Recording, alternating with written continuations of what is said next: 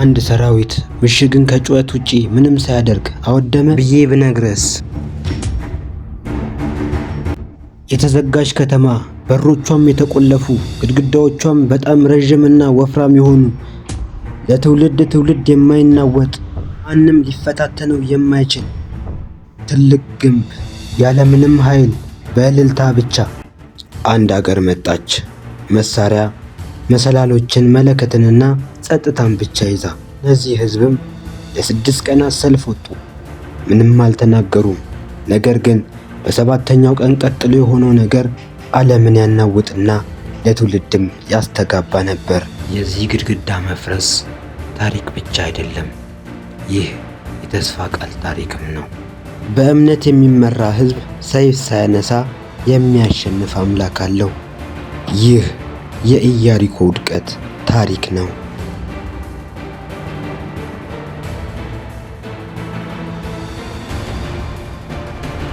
40 ዓመታት በምድረ በዳ ከቆዩ በኋላ ጉዞ ሊያበቃ ተቃርቧል። እስራኤል ዮርዳኖስን በደረቅ መሬት ተሻገረ። በአንድ ወቅት በመካከላቸው የነበረው ወንዝ በተስፋው ምድር መካከል በእግዚአብሔር እጅ ተከፈለ። እግሮቻቸውም ለመጀመሪያ ጊዜ ከነዓን ምድርን ነክተዋል። አሁን ኢያሱ ሕዝቡን መርቷል። ለአዲስ ምዕራፍም አዲስ መሪ ሆነ። ከኋላውም በተአምራትና በምህረት የቆሙ ሕዝቦች ነበሩ። ከፊቱም እንደ ሌሎቹ ከተሞች የምትታይ ከተማ ነበረች፣ ኢያሪኮ። ቅጥሮቿም ከሜዳው በላይ ከፍ ያሉ ነበር። ረጅምና የማይደፈሩ ቅጥሮች ያሏት ኃይል የተመሸገች ከተማ ነበረች። በሮቿም ተቆልፈዋል። ጠባቂዎችም በንቃት ይጠባበቃሉ። አንድም ሰራዊት ሰብሮት ገብቶ አያውቅም። ለከነዓን የማይፈርስ ምሽግ ነበር። ለእስራኤል የመጀመሪያው የተስፋ ቃል ፈተናም ይህ ነበር። እግዚአብሔር ባዘጋጀላቸው መንገድ ላይ እንደ አስፈሪ እንቅፋት ሆኖ ቆሞ ነበር። በከፍተኛ ሁኔታም ይጠበቅ ነበር። በአካባቢውም ሁሉ ተፈርቶ ይኖር ነበር። ማንም አይወጣም፣ ማንም አይገባም። ኢያሪኮ በእስራኤል የጦር መሳሪያ ምክንያት ሳይሆን ራሷን ዘግታ ነበር። ይህ ነገር በሰይፍ ድል አይደረግም፣ በኃይልም ድል አይደረግም። ምክንያቱም ለኢያሪኮ የሚደረገው ጦርነት የእግዚአብሔር ነበርና።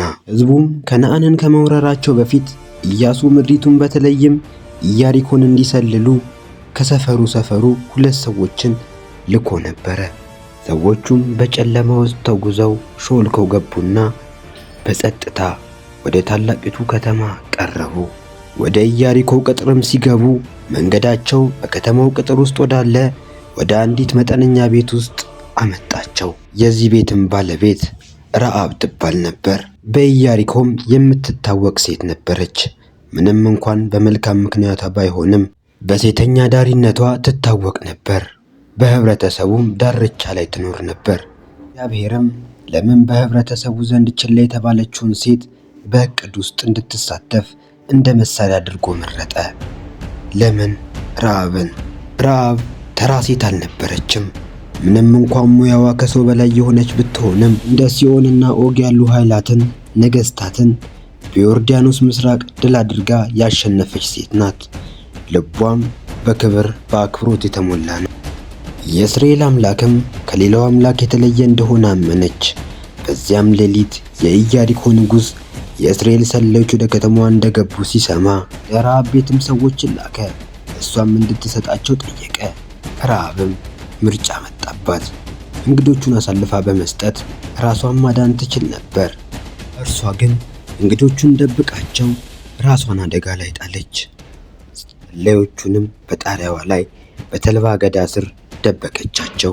ሰዎቹም ሸሽተው እንደነበር በመግለጽ የንጉሡን ወታደሮች እንዲሄዱ አደረገች። አደጋውም ሲያልፍ በጨረቃ ብርሃን በጣሪያው ወጥታ ከሰዎቹ ጋር ተነጋገረች። እግዚአብሔር ይህችን ምድር እንደሰጣችሁ አውቃለሁ። ሁላችንም እንፈራችኋለን። በዚች ሀገር ውስጥ ያለ ሰው ሁሉ በፍርሃት ውስጥ ነው። እግዚአብሔርም በቀይ ባህር ውስጥ ደረቅ መሬትን እንዳደረገላችሁም ሰምተናል። በሲዮንና በዐግ ላይ የሚያደረጋችሁትን እናውቃለን። አምላካችሁ እግዚአብሔር በላይ በሰማይና በታች በምድር ላይ ልዑል አምላክ ነው። ኢያሪኮ ስትወድቅ ለእኔና ለቤተሰቤ ቸርነትን እንደምትሰጡኝ በእግዚአብሔር ስም ማሉልኝ የሚል ድፍረት የተሞላበትን ጥያቄ አቀረበች። ሰላዮቹም በእምነቷ ልባቸው ተነካ። ቀላል ምልክትም የሆናት ዘንድ በመስኮቷ ላይ የምታስረው ቀይ ገመድን ሰጧት። እንዲህም አሏት፣ ይህ ገመድ ከውጭ ግድግዳ ላይ በሚታይ መስኮት ላይ አንጠልጥዩ፣ ቤተሰብሽን ውስጥ ሰብስቢ፣ እግዚአብሔር ኢያሪኮን ሲያድን ምንም ጉዳት አይደርስብሽም አሏት።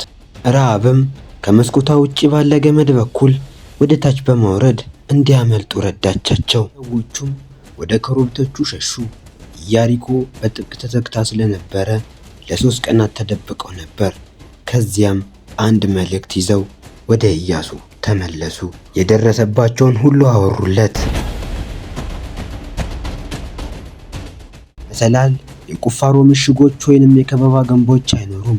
በምትኩ እግዚአብሔር ለኢያሱ እጅግ ያልተለመደ መመሪያ ሰጠው።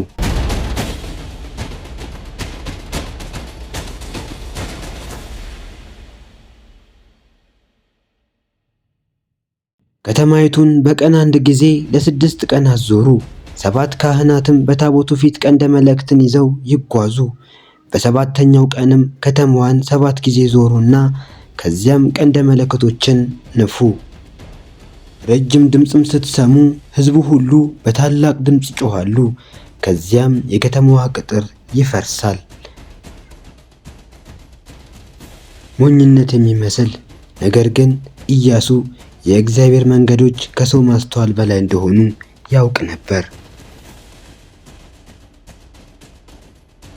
ኢያሱም ሕዝቦቹን ሰብስቦ እቅዱን አጋራቸው። በመጀመሪያው ቀንም የእስራኤል ሕዝብ በጸጥታና በታዛዥነት በቁርጠኝነትም ተሰበሰቡ። የኢያሪኮ ጠባቂዎች በንቃት እየተመለከቱ በከተማዋ ቅጥር ዙሪያ በፍጹም በሆነ መልኩ ተሰልፈው ዘመቱ። በፊታቸውም 7 ካህናት የእግዚአብሔርን መገኘት የሚያሳይ ቅዱስ ምልክት የሆነውን የቃል ኪዳኑን ታቦት ተሸክመው ነበር። ሰልፉም እየገፋ ሲሄድ ከባድ ጸጥታውን የሚወጋው ብቸኛው ድምፅ መለከቱ ኃይለኛ ድምፅ ነበር።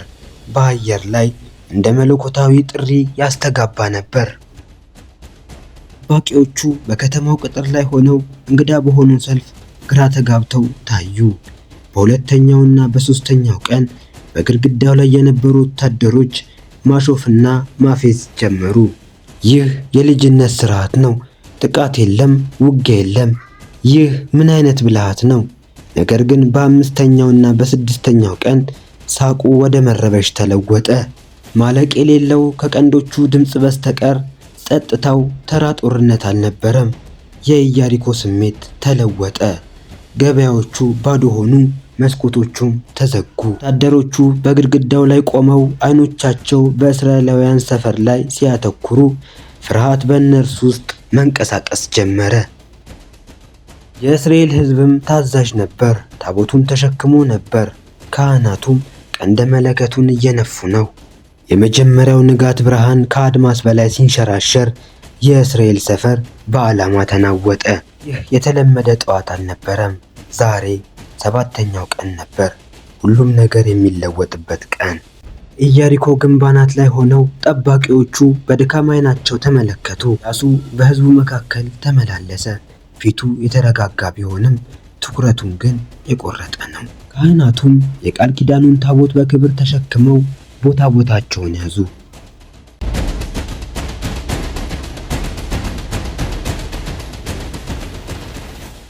ከግድግዳው ላይ ሆነው የኢያሪኮ ጠባቂዎች ፈርተው ቆመዋል። ከዚያም 7ኛው ዙር ደረሰ። ካህናቱ ቀንደ መለከቶቻቸውን አንስተው ነጎድጓድ የሚመስል ድምፅን ነፉ። ኢያሱም ድምፁን ከቀንዱ ድምፅ በላይ ከፍ አድርጎ ወደ ሕዝቡ ዞረ። እግዚአብሔር ከተማይቱን ሰጥቷቸዋልና ጩኹ! በዚያ ቅስፈትም ሕዝቡ ጮኸ። ከሺህ የሚቆጠሩ የእስራኤላውያን ድምፆች ከተማዋ ከዚህ በፊት ሰምታ የማታውቀውን ያህል ድምፅ ተሰማ። በእምነት በቁጣና በእሳት የተሞላ የተቀደሰ ጦርነት ጩኸት። ምድሪቱ ከእግራቸው በታች የምትንቀጠቀጥ ትመስል ነበር። ድምፁ በተራሮች ላይ እንደ አውሎ ንፋስ በአየር ላይ ተሰማ።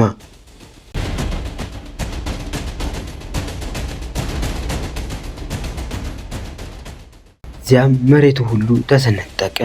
ከኢያሪኮ በታች ያለውን መሬት ተንቀጠቀጠ።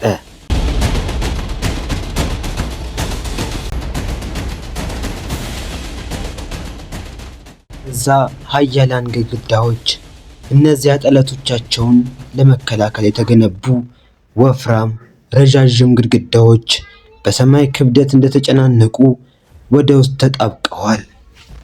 ድንጋዮች እንደ ስንጥቅ ፈነዱ፣ መሰረቶችም ፈራረሱ፣ መቃብሮችም ፈራርሰው የአዋራ ክምር ሆኑ።